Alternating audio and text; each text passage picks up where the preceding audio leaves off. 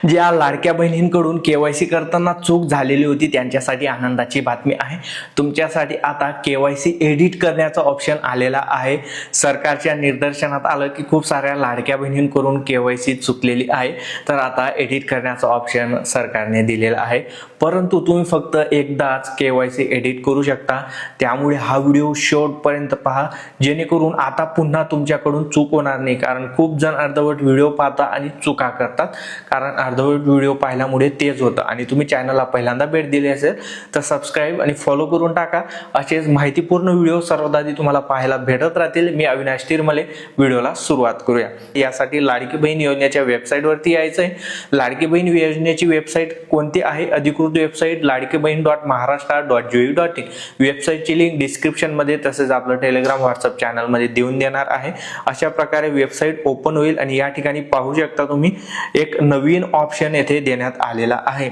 आणि केवायसी करण्यासाठी इथे बघा वरती 3 डॉट वर क्लिक करा। आधी डेस्कटॉप साइड मोड ऑन करून घ्या, तेव्हाच तुम्हाला केवायसी व्यवस्थितपणे करता येणार आहे। त्यानंतर येथे क्लिक करा, यावर क्लिक करायचंय। व्हिडिओ हाय क्वालिटीत पहा, जेणेकरून तुम्हाला सर्व माहिती स्पष्टपणे दिसेल। या ठिकाणी आता तुमचा जो काही आधार नंबर आहे तो आधार नंबर टाकून घ्या, कॅप्चा टाका, मी सहमत आहे यावर क्लिक करा आणि ओटीपी पाठवा यावर क्लिक करायचंय। तर तुमच्या आधार कार्डला लिंक असलेल्या मोबाईल नंबरवरती सांग की ओटीपी जाईल, तो ओटीपी टाकून घ्या आणि सबमिट बटनावर क्लिक करा। जसंही तुम्ही सबमिट करणार आहात, या ठिकाणी पाहू शकता तुम्हाला विचारलं जाईल की येथे तुम्ही विवाहित आहात की अविवाहित आहात। जर तुम्ही विवाहित सिलेक्ट केलं तर या ठिकाणी पाहू शकता मी आता विवाहित सिलेक्ट करतो। येथे विचारलं जाईल की तुमचे पती हयात आहेत की निधन झालं आहे की घटस्फोटित आहात। तुम्ही विवाहित आहात म्हणजे मग घटस्फोट झाला आहे तुमचा, की पतीचे निधन झालं आहे की पती हयात आहेत, म्हणजे केवायसी एडिट करण्याचा ऑप्शन, याचाच अर्थ ही केवायसी तुमची पूर्ण नव्याने होत आहे, ही गोष्ट लक्षात ठेवा। आता तुम्ही जर का पतीचे निधन झालं आहे ऑप्शन सिलेक्ट केला किंवा घटस्फोटित आहेत हा ऑप्शन सिलेक्ट केला, म्हणजे जी पतीचा आधार नंबर टाकण्याचा ऑप्शन होता ना तर तो गायब होऊन जाईल। आणि जर तुम्ही पती हयात आहेत हा ऑप्शन सिलेक्ट केला तर तुम्हाला तुमच्या पतीचा आधार नंबर टाकण्याचा ऑप्शन येईल। मग तुम्ही तुमच्या पद्धतीने तो पर्याय सिलेक्ट करायचा आहे, ही गोष्ट लक्षात ठेवा। आता मी येथे पती हयात आहेत ऑप्शन सिलेक्ट केला तर पाहू शकता पतीचा आधार नंबर टाकावा लागेल, त्यांच्या आधार नंबरवरती ओटीपी येईल आणि तो ओटीपी तुम्हाला टाकून घ्यायचा आहे। तर मी येथे आधार नंबर टाकला, कॅप्चा टाका, मी सहमत आहे यावर क्लिक करा, ओटीपी पाठवा, त्यांच्या मोबाईल नंबरवरती आलेला ओटीपी टाका आणि सबमिट करा। 395566 हा चालेल बाय। आता ओटीपी सबमिट झाल्यानंतर येथे काही चेंजेस त्यांनी केलेले आहेत, जे कन्फ्युजन होत होतं ना, जे सरकारी नोकरी वगैरे आहे तिथे हो करायचं की नाही करायचं। आता त्यांनी एकदम कन्फ्युजन तुमचं दूर केलेलं आहे। येथे ए आणि बी 2 ऑप्शन दिलेले आहेत। आता ए ऑप्शन मध्ये काय आहे? माझ्या कुटुंबातील सदस्य नियमित कायम कर्मचारी म्हणून सरकारी विभाग, उपक्रम, मंडळ, भारत सरकार किंवा राज्य सरकारच्या स्थानिक संस्थेत कार्यरत नाही, तुम्हाला इथे नाही सिलेक्ट करायचं आहे। त्यानंतर बघा बी ऑप्शन पण आहे, माझ्या कुटुंबातील सदस्य नियमित कायम कर्मचारी म्हणून सरकारी विभाग, उपक्रम, मंडळ, भारत सरकार किंवा राज्य सरकारच्या स्थानिक संस्थेमध्ये सेवानिवृत्तीनंतर निवृत्ती वेतन घेत नाही, या दोघी ठिकाणी तुम्हाला नाही करायचं आहे, ही गोष्ट लक्षात ठेवा। आणि येथे उपरोक्त येथे टिक करायची आहे।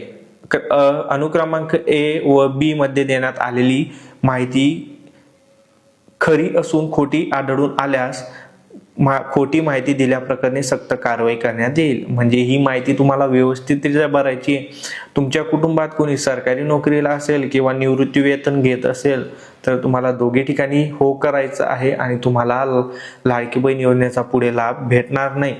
आणि जर का कोणीही तुमच्या कुटुंबात सरकारी नोकरीला पण नसेल आणि निवृत्ती वेतनही घेत नसेल तर नाही करा, तुम्ही गरीब असाल तर दोघी ठिकाणी नाही करा, येथे टिक करा आणि सबमिट करा।